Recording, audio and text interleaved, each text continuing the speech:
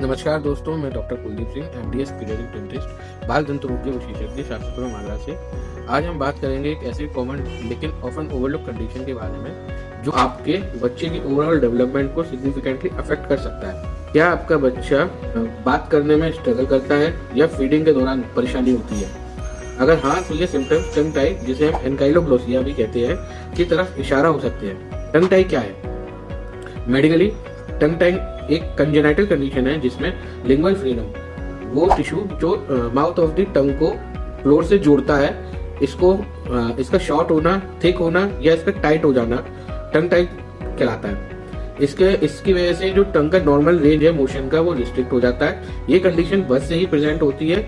इसका timely diagnosis और intervention बच्चे की क्वालिटी ऑफ लाइफ में बहुत फर्क डालता है। अगर टंग टाई को टाइम से डायग्नोस कर लिया जाए तो इससे बच्चों को होने वाली प्रॉब्लम से बचा जा सकता है, जैसे कि ब्रेस्ट फीडिंग में डिफिकल्टी होना। जब टंग का मूवमेंट लिमिटेड हो जाता है तो बच्चा प्रॉपर सक्शन नहीं कर पाता, इससे बार बार उसको फीडिंग करनी पड़ती है और माँ को फीडिंग कराने में पेन होता है, जिसकी वजह से बच्चे को प्रॉपर न्यूट्रिशन नहीं मिल पाता, प्रॉपर उसका बॉडी वेट नहीं गेन हो पाता और माल नरिशमेंट की प्रॉब्लम होने लगती है। दूसरा जो इसका इफेक्ट होता है वो स्पीच डेवलपमेंट में डिले होना होता है, जैसे कि बहुत से वर्ड होते हैं जो जीभ के तालू पर टच होने से निकलते हैं, जैसे कि ता, ड, ला, रा, था और सा।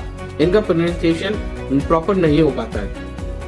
ये प्रोनाउंसिएशन प्रॉब्लम एडल्टहुड तक चलती है। बच्चा अपने टंग को रूफ और माउथ से प्रॉपरली टच नहीं कर पाता है, क्योंकि क्रिटिकल और क्लियर स्पीच में जरूरी होता है। अब इसमें और भी इशू होते हैं, जैसे ओरल हाइजीन इशू भी होते हैं। जब टंग का जो मूवमेंट है वो रिस्ट्रिक्टेड हो जाता है, मूवमेंट प्रॉपर नहीं हो पाता है, तो टंग का जो एक नेचुरल मैकेनिज्म क्लीनिंग वाला जो इफेक्ट है वो रुक जाता है, जिससे कि फिर जो डेब्रिस है, फूड का जमना होता है, उसकी वजह से प्रॉब्लम क्रिएट होती है, जैसे कि कैविटी होना, गम की प्रॉब्लम होना, बैड ब्रेथ होना, ये प्रॉब्लम क्रिएट होती है। लेकिन इनसे चिंतित या परेशान होने की जरूरत नहीं है। इसका जो सॉल्यूशन है बहुत ही सिंपल और बहुत ही आसान है। इसमें हम जो डॉक्टर डेंटिस्ट है आपका, वो फिनेक्टोमी करते हैं। फिनेक्टोमी में दो तरीके से होती है, या तो आप सर्जिकल इंसिजन करवा सकते हैं या फिर लेजर के थ्रू भी करवा सकते हैं, जो कि इजी ट्रीटमेंट है, जिसमें आपको बच्चे को पेन भी नहीं होता है और क्विक हीलिंग हो जाती है। यूजुअली लोकल एनेस्थीसिया के अंडर ही हो जाता है। इसमें कोई ऐसा नहीं है कि बच्चे को जनरल एनेस्थीसिया में डालना पड़ रहा है, ऐसा कुछ भी नहीं है। और पोस्ट प्रोसीजर जो हीलिंग है वो भी बहुत ही अच्छी होती है।